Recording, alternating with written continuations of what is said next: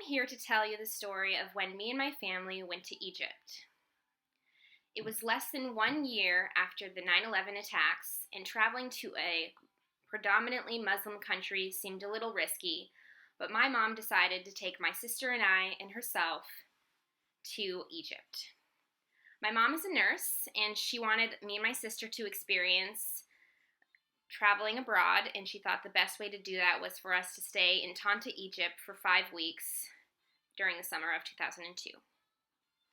So as you know, it was a little controversial to do that right so soon after the 9/11 attacks, but it was a wonderful experience and I wouldn't trade it for the world.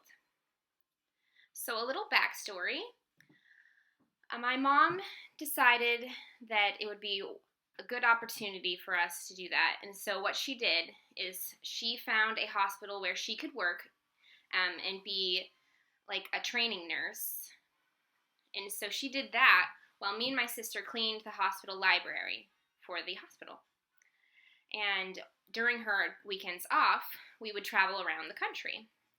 One of her weekends, we went to Alexandria, which is the northern point of Egypt with the delta of the Nile River.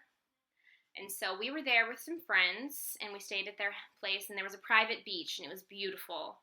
So as we're at this beach, we are pretty much the only Caucasian people there, but it is a public beach in the sense that you could wear normal swimsuits, Western swimsuits.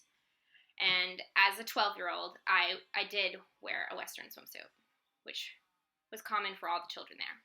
My mom did not. She wore t-shirt and capris to the beach and in the water.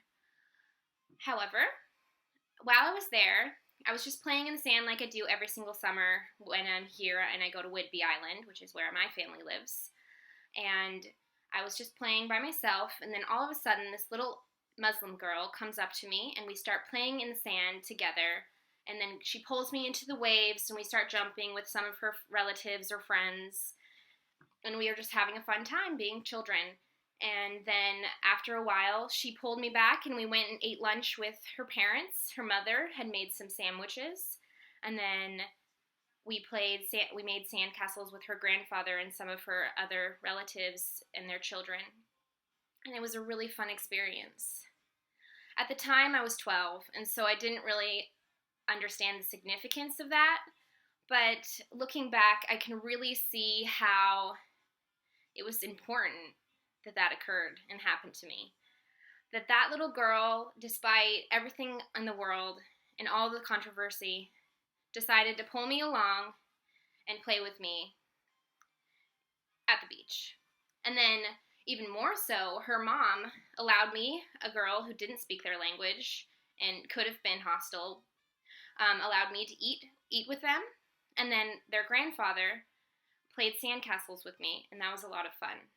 And it's significant because less than a year after the terrorist attacks occurred in New York, I think it's a significant moment to have been able to go to Egypt and play with children who I could never speak Arabic, and they didn't speak English, and it was just normal.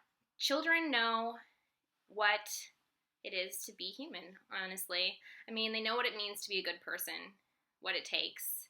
It's just being friendly, being open, and being welcoming. And it really made a difference that day. I had a lot of fun. I was going to play by myself. My sister and I don't get along, so I wasn't going to play with her.